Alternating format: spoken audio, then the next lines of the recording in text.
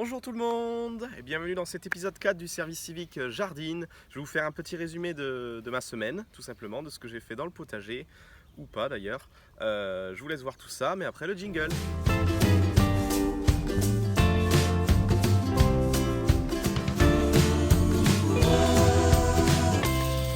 Dans ce coin du jardin, on a découvert qu'il y avait plein de salades qui poussaient.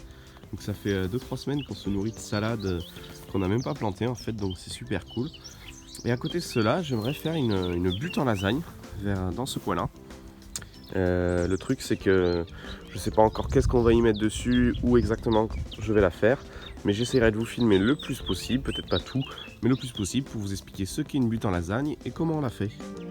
Alors voici le résultat. Les buttes en lasagne sont des couches superposées de matériaux ligneux, donc carbonés, et de matériaux verts, riches en azote, et donc destinés à accueillir des cultures gourmandes. La culture sur butte permet de créer un milieu riche. Alors pourquoi faire des buttes en lasagne ? Tout simplement, car la culture en lasagne facilite le travail de par sa hauteur, elle limite le travail pour la simple et bonne raison que, quelle que soit l'intervention à réaliser sur la butte, celle-ci ne se fera pas à l'aide d'outils, à part sa mise en place. Et cette culture nécessite peu d'arrosage, voire pas du tout. Elle augmente la surface de production, on peut très bien planter sur le dessus de la butte autant que sur les côtés.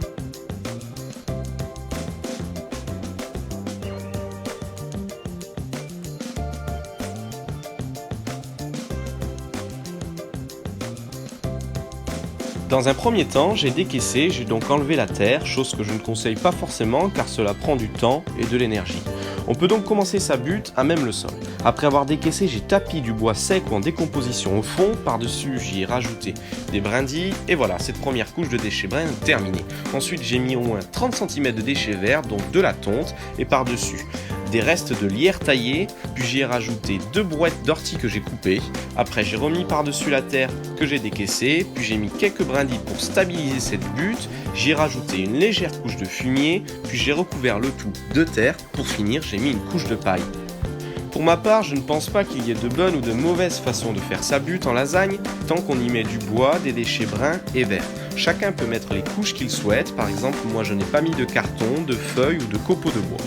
Je vais donc faire plusieurs essais sur cette butte. J'y ai pour le moment mis 2 salades sur le haut de la butte, 2 pieds de courgettes sur un côté à l'extrémité et 3 patates complètement de l'autre côté car il est mauvais d'associer les courgettes et les patates ensemble.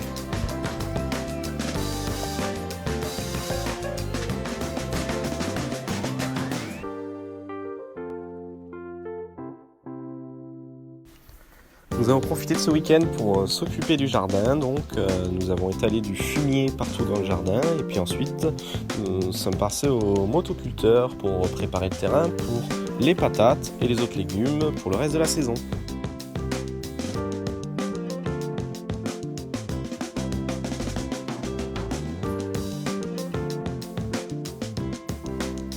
Aujourd'hui, on est mardi 7 avril et nous plantons 3 rangées de patates pour 3 espèces différentes. La Rosabelle, bonne pour les frites, la Charlotte idéale pour de nombreuses préparations et la Spunta parfaite en salade ou en vapeur. Dans un premier temps, nous avons tracé 3 sillons de 15 cm de profondeur, puis nous avons placé les pommes de terre à 30 cm les unes des autres. Il fallait être très précis car mes beaux-parents préfèrent les choses bien faites.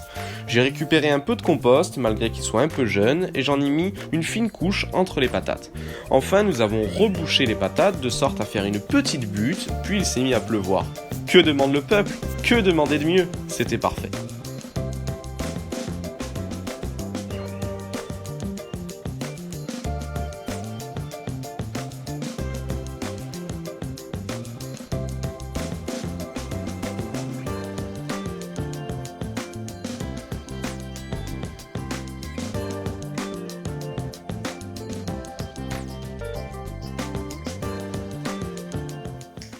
Voici.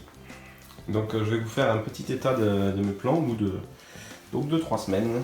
Donc j'ai le butternut à gauche qui pousse beaucoup. J'ai un plant de citrouille là juste au milieu. Le potimarron, j'en ai plein. Je peux faire une petite remarque. C'est que d'ailleurs en fait dans les plants, dans les petits godets qui sont biodégradables en carton, les plants sont beaucoup plus petits et poussent moins vite comparé à ceux qui sont en plastique. Voilà. Et je ne sais pas si ça aura une incidence sur les légumes après, mais petite remarque. Juste ici, j'ai la forêt vierge de cornichons. Donc il y en a beaucoup, hein, ils sont assez grands, il faudrait peut-être pas trop que je tarde à les planter. Là j'ai de la courge ronde. Voilà, donc je dois avoir 6 pieds de courge ronde. Et ici c'est de la courgette jaune, 3 pieds de courgette jaune. J'ai aussi les aubergines, plus petites, qui commencent à pas mal pousser. Du cresson à l'énois.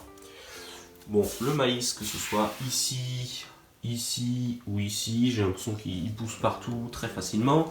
Les aubergines que j'avais plantées avec une semaine de différence des autres qui sont juste derrière ne sont pas sorties encore, ce qui est à peu près normal. Ici j'ai des navets, on va mieux les voir ici, des petits navets, et là, petite satisfaction, j'ai 2 melons qui poussent, donc je suis assez content. Là j'ai mes arômes, toujours ici, et le pâtisson, voilà, qui est bien sorti, j'ai 4-5 pieds de pâtisson. Voilà, c'est un peu tout, ça commence à bien pousser, et on peut voir ceux de ma belle-mère qui ont bien poussé aussi avec les tomates.